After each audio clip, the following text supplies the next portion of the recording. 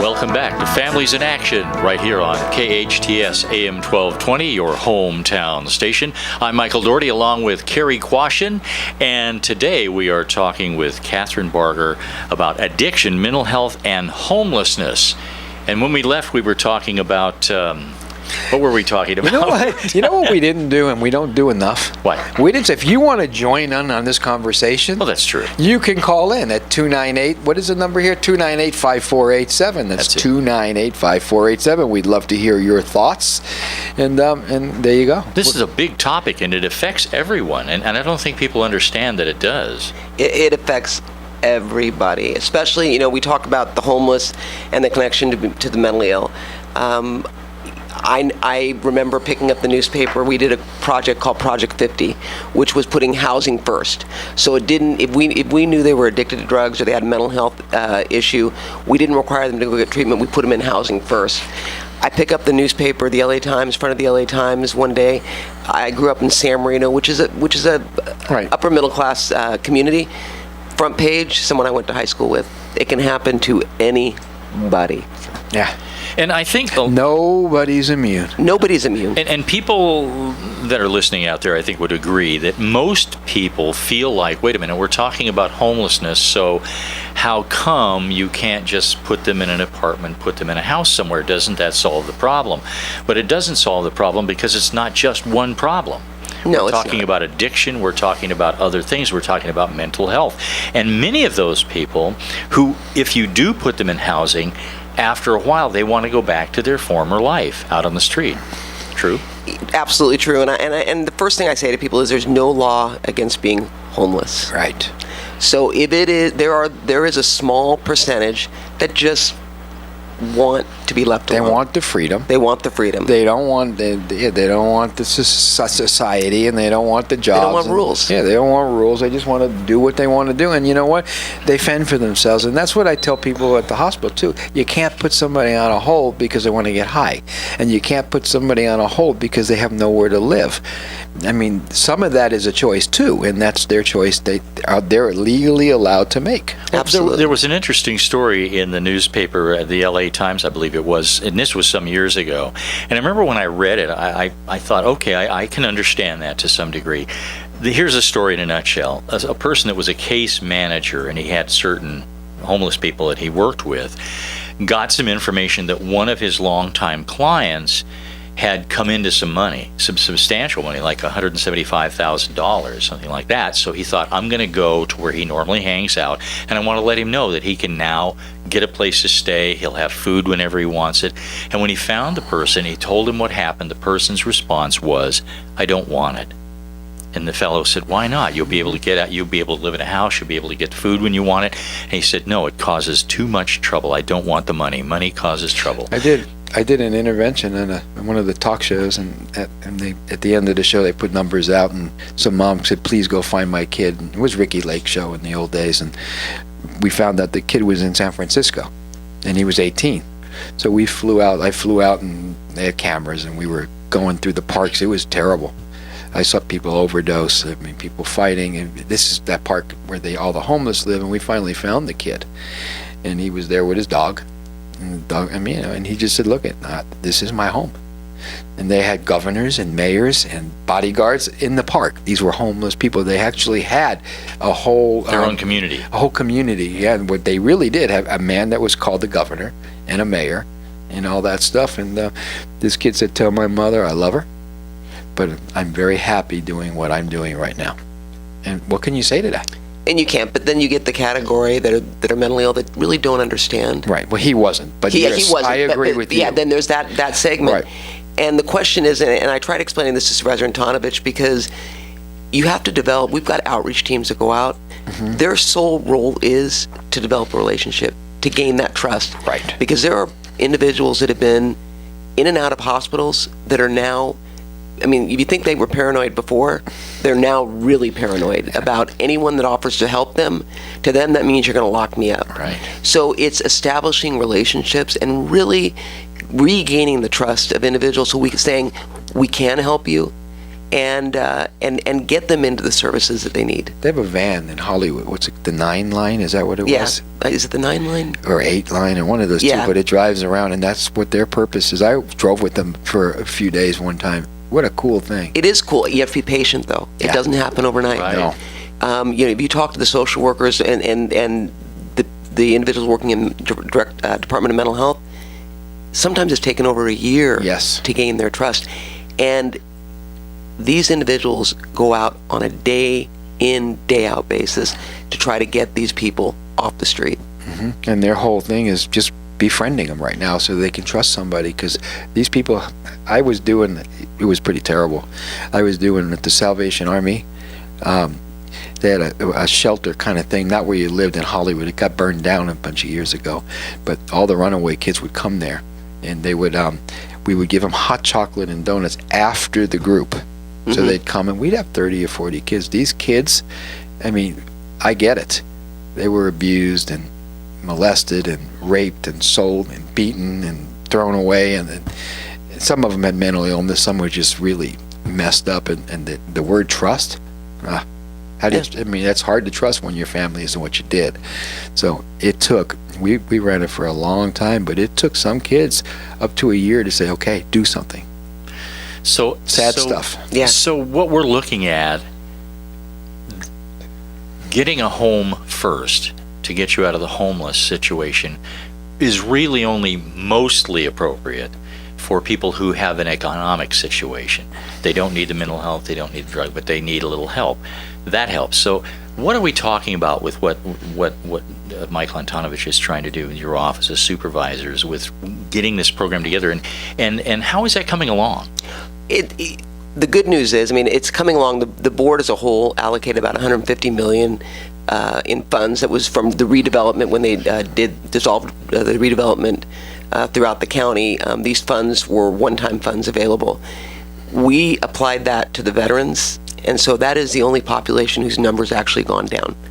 And we partner with nonprofits, and they develop housing and link services to the housing.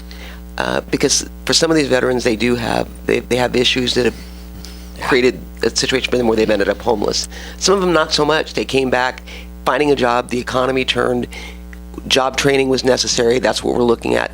So that's really been a story that we need to tell, because as we move forward, we need to let the County of Los Angeles residents know that we are trying to take care of this issue. Yeah. And it's not going to, again, happen overnight. It is a challenge, and I really emphasize it's not a one-size-fits-all. Housing first I talked about Hope Gardens. What they do there is these women, when they're finally taken off of Skid Row, their children are enrolled in a local school. The bus picks them up, drops them off. During the day, those mothers are getting training, job training, Awesome. with the goal of letting them save money so that they can go out and get their own place, and that finally they have a life that is suitable for their children as well as for themselves. We've been successful. That is through the nonprofits. Faith-based nonprofits are the most important partner we can have. How many beds do they have? You know, it varies, and I'd have to look to Andy Bales, but they struggle financially, no doubt about it. I'm sure they do. They do struggle, and Andy Bales, Union Rescue Mission, a lot of their fundraising goes toward that. I don't know what the number of beds is at this point, but I know Andy, he doesn't turn anyone away. Yeah, and you know, we go about our lives here in a cushy Santa Clarita, and you know, go to Olive Gardens or wherever we do and eat, and there's people living in the wash right here. But I will say this about Santa Clarita. Yes. A more generous community you couldn't ask for as it relates to helping. You know, you've got individuals like Hunt Brawley, who constantly is advocating for more funding for the homeless. This community is definitely fortunate, but at the same time, they give back. I don't think I've ever seen it. You'd probably know more than me, but boy, this community's on top of whatever, and they're all over everything. They are. On any given weekend, I joke, there's someone having a fundraiser for something. Yes. You know, I was up here this last weekend for the Hart Park Friends of Park. Uh-huh. At the same time, there was a fundraiser going on for cancer. So this community does not have a shortage of give back. Nor does it hide their heads in their sand for anything. No. They talk about everything here. No, this a very amazing community. So I think many recognize how fortunate and want to give back. Yeah. Oh, absolutely. And I'll tell you what, I'm proud to live here. Yeah, you should be. It's a great community. No, it is a great community. We Great actually community. planned on, this is where we moved from wherever we were, Glendale or Hollywood, just 18 years ago, because we wanted to be in a good community that really took care of their people. I moved down here from Anchorage, Alaska. That was quite a Well, community. we understand why. Yeah, on those hot days, no, though, no, Anchorage no. sounds pretty good, I'm sure. It does, huh? You can't, well, no, it's great. I came down here for my. the film industry. I was hired. And I worked. You've got a great voice That's what for my film. background Doesn't was. he? So. He's got a great face for radio. Yeah. Thank you so much, Cary. Every week I have to hear the same thing. Well, so one of the, and I've been hearing this because we, working in mental health as we do with Henry Mayo's Newhall's Behavioral Health Unit, one of the things that we're always hearing is, and you were talking about how mental health needs to be overhauled, there needs to be changes made. When somebody leaves our unit, well, they have an aftercare plan, so they're not just going out on the street with nothing. But what they need on top of that is a case manager to follow them around. And that really is one of the missing links. There's a lot of missing links, and we have to do better. Mental health, we've got that, what they call the millionaire's tax, the MHRA, Mental Health Services Act dollars. That money can be used for new programs, and we are looking, as I said, with the urgent care center that we're going to be putting into play. Case management is vital. Sacramento passed a law called Laura's Law, which actually is supposed to keep people out of the hospital by saying if you continue to go in and get treated and take your medication, you won't end up in the hospital. It's voluntary, which makes it a little difficult. Yeah. But our goal was not to make that voluntary, to have the judge say either you are going to go in the hospital or you're going to follow this case plan and you're going to take your meds. You're going to. It's been successful, but it doesn't have the teeth necessary to really make it work. Well, and as you probably know, one of the things that Cary and I see all of the time is a huge amount of people coming in for one reason. They quit taking their meds. I talked to a psychologist a long time ago who said that usually with their patients, when they're just about ready to really get to the core problem, the patient feels better and says, I'm fine, I can handle it myself. Same thing with mental health. Who wants to think that for the rest of their life They take that medicine. they're going to have to take that medicine? But they are. Yeah, and if they don't, that's when they come back to the EDs. But we're talking, this is all great. I mean, it really is, but there's a piece that's missing, and this is, a lot of what we're talking about is Medi-Cal and unfunded. Now let's talk just for a minute about the insured population, because you got insurance companies now that you have what you call managed care. I own rehabs. I have people calling me that they're dying. They're shooting heroin. They're lying in a corner and puke. I can go on for days. And the insurance company will go, oh no, start him an outpatient. 3 days. And it's like, this guy's going to die. No, he has to fail at outpatient. We are the outpatient. I'm just saying there has to be some kind of check and balances with this. Is crazy.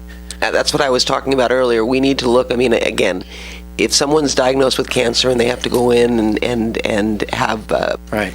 a radical mastectomy, insurance covers it, and they cover the aftercare.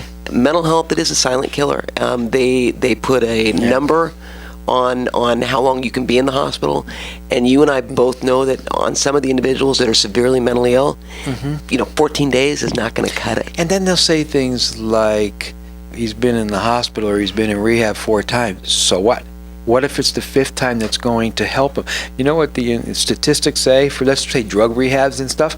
Somebody has to go to treatment 7 times That's what I was before gonna it ask works. you, yeah. So who is this person on a phone that never met this person? Correct. He's a chronic, never going to change. Well, how do you know that?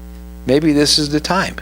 So it's just something that we have to address. Absolutely, I completely agree. And I was going to ask you how many times it takes till it really sticks. You know, we have people that come in there, and if they follow, here's what people say for let's say substance abuse, they come in there and they do a 30-day rehab and they leave, they got a 5% chance for a year. They come in here, they do a 30-day rehab and they go to intensive outpatient for 3 months, they have a 75% chance. It's aftercare. I have to wonder if there is a correlation. I think it may be too soon to tell, although there are those that saying there is, between the passage of Prop 47, which decriminalized drug use and actually made it a misdemeanor, between that and the those living on the streets now. Of course it does, because you had some kind of an addict.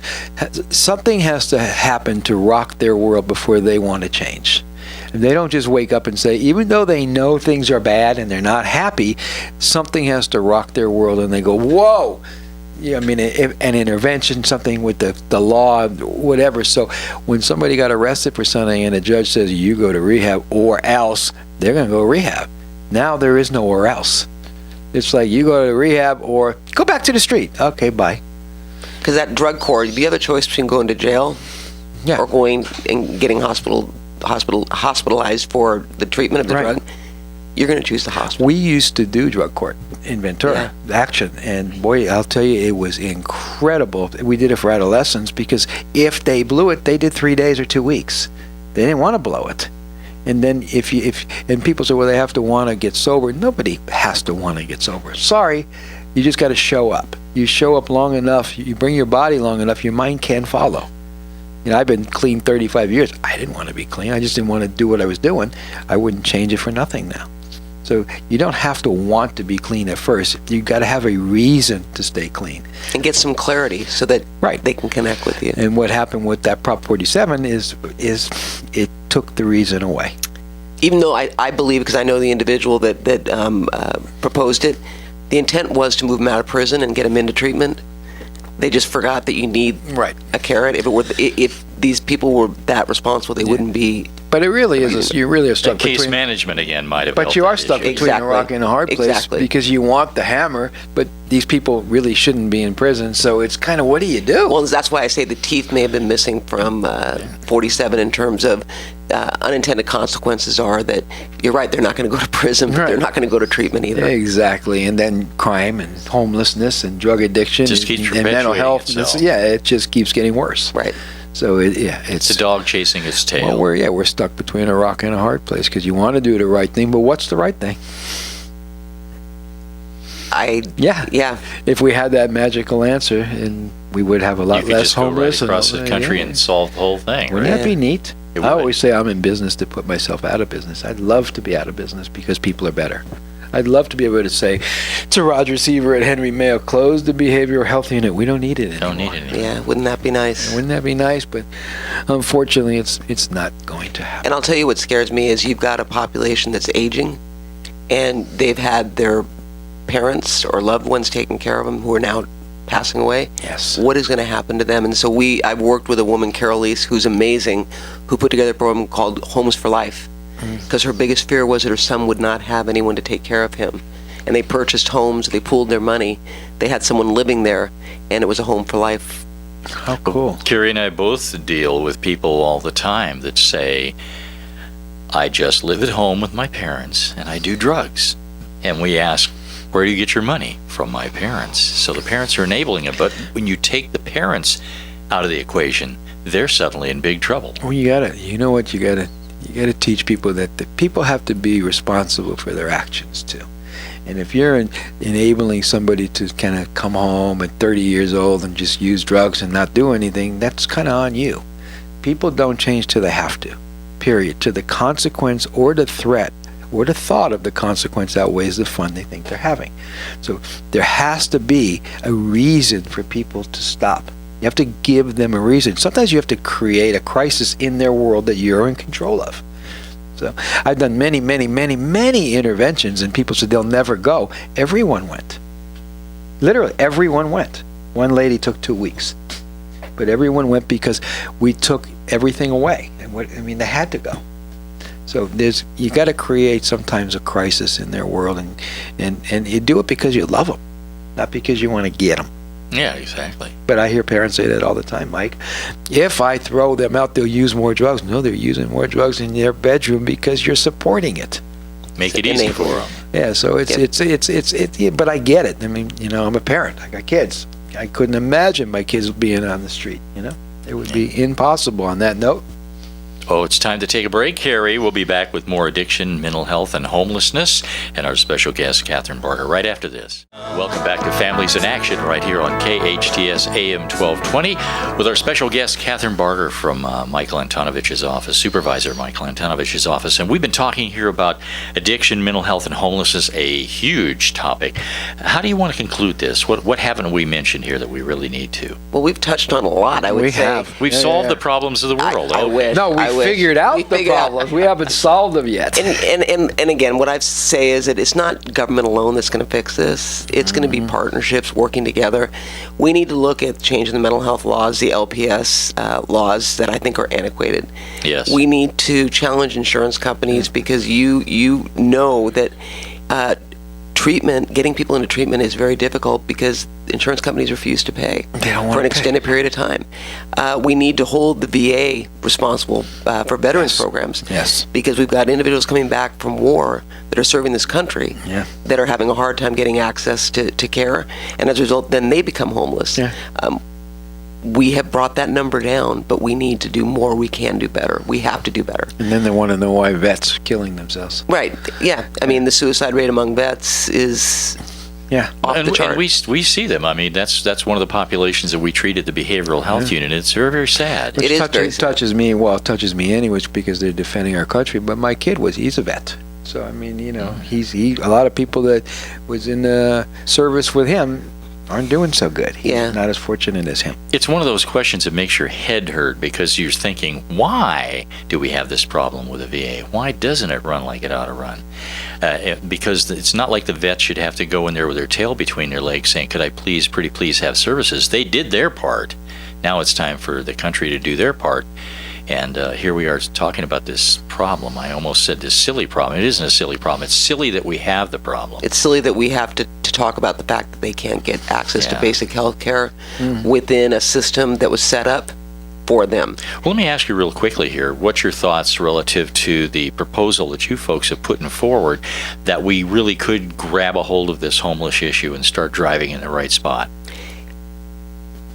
We have to grab hold of this and drive it. We have to. This is a problem that, we talk about funding for parks and fixing up our parks. Unless we fix the issue as it relates to the homeless, those parks are going to be basically where they're going to live. That's right. We need to address, we have an obligation, we have a moral obligation to address this, especially for those that are in need of mental health services, in need of alcohol and drug programs. That is my goal. My goal is you cannot turn your back on this. It's in your community. Yeah. It's not a question of if you'll come in contact. It's when you will come in contact. I don't know anybody who doesn't know somebody affected by either mental health or substance abuse or alcoholism. I don't know anybody who doesn't know somebody. No. So, and nobody wakes up one day and decides they want to be mentally ill or addicted to drugs or homelessness. I mean, it happens, and we have to figure, okay, these are still people. They're human beings that really need a chance, need somebody to be there for them, need a reason, need a focus. And I tell, when I go out in the 5th District especially, and I talk to people about the homeless situation, people are coming from a place of compassion. It's not about, it's unsightly, I don't want to see them in my neighborhood. Right. It's about we as a country should and can do better. Yes, we can. And that speaks volumes to where people are coming from today. It's not that, they deserve it, just move them back to Skid Row. It's about, come on, we can do better. And I have to say this, if we as a community, let's just look at Los Angeles County, if we as a community aren't smart enough to put our heads together to come up with something that once and for all does away with Skid Row, and there's no reason for it, does away with Skid Row, then shame on us. Well, and I will say this, given the housing situation, we are doing away with Skid Row, and they're just moving Yeah. into the shadows, because the hotels down in Skid Row, and there was an article today in the LA Times about it, are now being converted into housing and displacing individuals that used to have single resident occupancy, or SRO places to stay that were cheap. Yes. You know, Kathryn, I want to thank you for coming. I want you to come back. I feel like we're not done. Yep. Yeah. And we have a lot more to talk about. So I'm going to ask for Stephanie to kind of rebook you again in a month or so. And I would let's be honored. I redo. really enjoyed this. I cannot thank you both enough for what you do. And thank you for all you do. And also Michael Antonovich's office, thank you. And hey, thanks for listening. This is Families in Action on your hometown station, AM 1220 KHTS. And remember, we all can make a difference. Bye-bye.